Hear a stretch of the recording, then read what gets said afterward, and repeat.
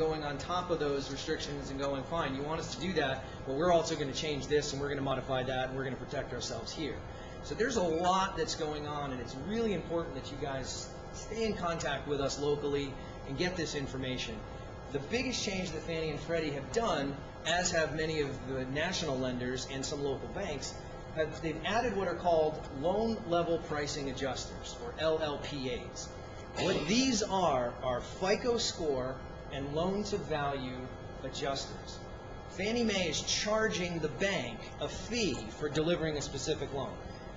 I'm going to just throw a credit score out there because I know you're all intelligent people and you all know if I give you a score you're going to know if it's good or bad. 690. Good? Bad? Okay. 20% down. Is that good? Borrower with a 690 credit score putting 20% down is being charged an additional 1.5 by Fannie Mae. 1.5 by Fannie Mae. Now, the lenders are going to either choose to absorb it, which they're not. We're passing it on. Now, there are many local banks in here that are portfolioed. They don't deal direct with Fannie and Freddie, and they're going to be able to have much better products for that specific market. Everything is rates driven, is FICO and loan to value. There is no more 100%, as Dave alluded to. You can't do 100% conventional loans. The 3% down conventional loans that existed for quite a while got usurped by the PMI companies. Fannie and Freddie were still giving approvals on these, and the PMI companies went, yeah, hello, no, we're not going to insure it. So it didn't matter that the banks and lenders were willing to take a 3% down conventional loan. The PMI companies didn't want to insure them. You think about what happened after Katrina. Lumber went up, insurance costs went up, everything that was associated with home building started to go up because the cost to replace everything down there went up. That's what's happening with all the foreclosures and short sales right now. Yes, there are banks and lenders that are in trouble, but that's what the PMI companies are there for. They're protecting the lenders. They're the ones that are covering the majority of those short sales, if not the entire short sale. So the PMI companies have increased their monthly cost. Many of the monthly PMI factors have almost doubled. And the PMI companies have added FICO score requirements. There are 5 major PMI companies. The company called PMI that most people associate, it's like calling it a Kleenex a tissue. RMIC, MGIC, Radian, and UG. Those are the basic 5 PMI companies that any and all lenders are going to use. Not one of them will accept a FICO score under 660. So if you have a borrower putting 10, 15% down and they don't have a 660 credit score, they're not getting PMI. They're not getting PMI. They also have declining markets, which Fannie, Freddie, and FHA and VA pretty much did away with. That was the big buzz last year. Oh my God, we're all in a declining market. What are we going to do? Buyers had to put an extra 5% down. All of the PMI companies have declining markets. And 4 out of 5 call New London County a declining market.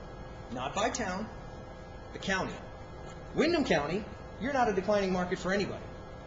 Rhode Island, the entire state is a declining market, which means in those markets, whatever the required loan down payment is, a vanilla conventional loan is 5% down on a single family property. If you're in a declining market, you're going to have to put another 5% down to get PMI insurance.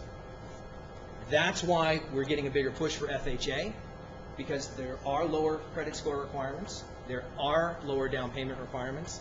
It's important that you guys understand the pros and the cons between doing a conventional loan or an FHA loan.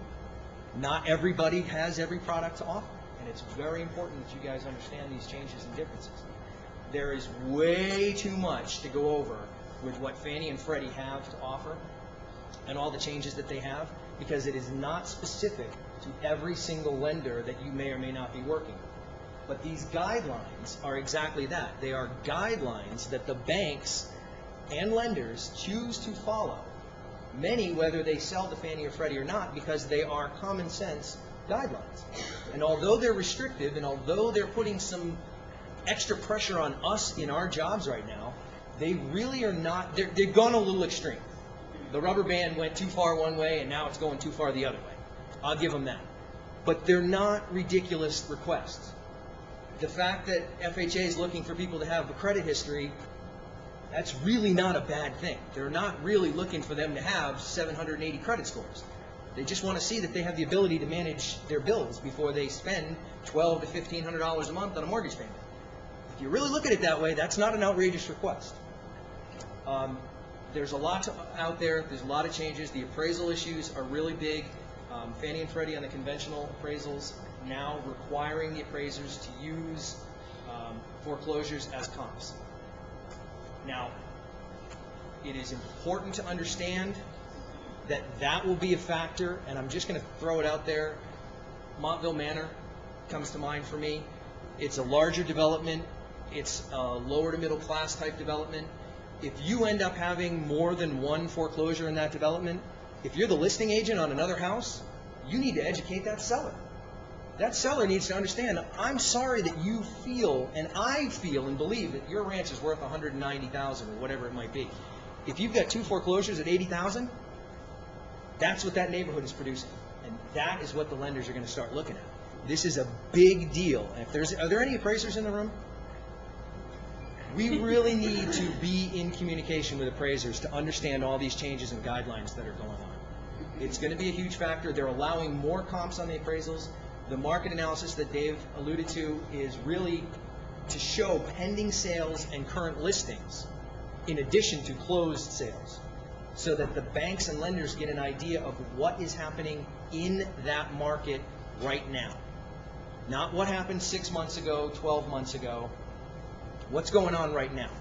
So yes, we've got these 2 or 3 comparable sales, and okay, the value's there, but what else is being sold right now? What other pendings are there? What else is going on in this neighborhood? And that is really the effect of all these changes that Fannie and Freddie are coming down with right now. So that's all I have for now, and where's Rita?